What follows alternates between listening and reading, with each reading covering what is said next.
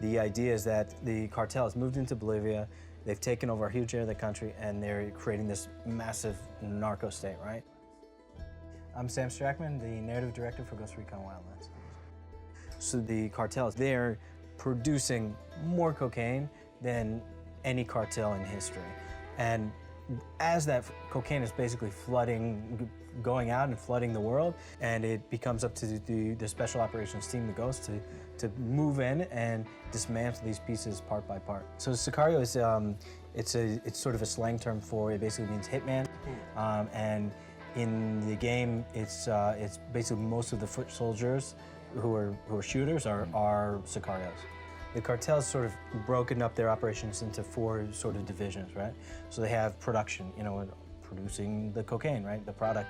They have smuggling, which is how they're moving the cocaine from Bolivia to their consumers. There's security, which is the military wing of the cartel.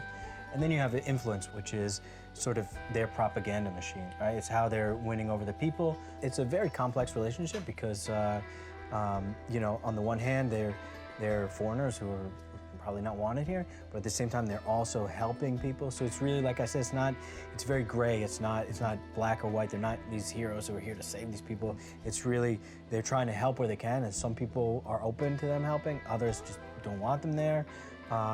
So it becomes a very complex relationship, and it becomes a part of the story and a part of the systems in the game. Hi, my name is Dominic Butler. I'm the lead game designer for Recon Wildlands. And influence plays a massive part. It's based on the research that we did into the narcos themselves. And it's where they try to win over basically the hearts and minds of the local people.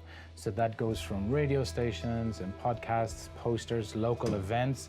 They'll pay local leaders, but they'll also build churches and hospitals, and sometimes they'll erect massive statues and try to make like a celebration. They'll try to put on concerts and try to remove the fear of the cartels and turn the local people against the leaders, turn them against the police and against the people that would push the cartel out. So yes, part of it is going to be the influence part. Part of it is going to be, well, how would a cartel retain that kind of mental control over their guys, over the population? How would they try to drive their message home? But also, how would they smuggle? How would they get it out? They get the product out? How would they produce on such a large scale? And all these things are things that we researched. They don't really exist, but we looked at what existed and sort of extrapolated as we needed really for the story more than anything else to say, well, if they wanted to smuggle, they would start to get really smart about it. They might sort of start to build their own submarines, which they really do. But then there were some where we were starting to get creative ourselves with these are ways they could possibly smuggle more drugs out of the country. You are going to interact with local leaders. You are going to interact with different factions that are trying to rise up and fight back a little bit against the invading cartel, who have essentially taken over, right? So they are an oppressed people, but it's not like you're here sort of going, okay, everything's going to be fine. You have a job. Your job is very specifically to take down the Santa Blanca, to go after El Sueño. The fact that it's against the backdrop of Bolivia, you have similar goals to some of the natives, so that's going to be reflected in the story. Santa Muerte is it's the saint of holy death, right? And it's most of the people who are following Santa Muerte are wonderful people, and it's part of the religion. But for a very small amount of people, and for the Santa Blanca cartel, there's an association to their cartel activities.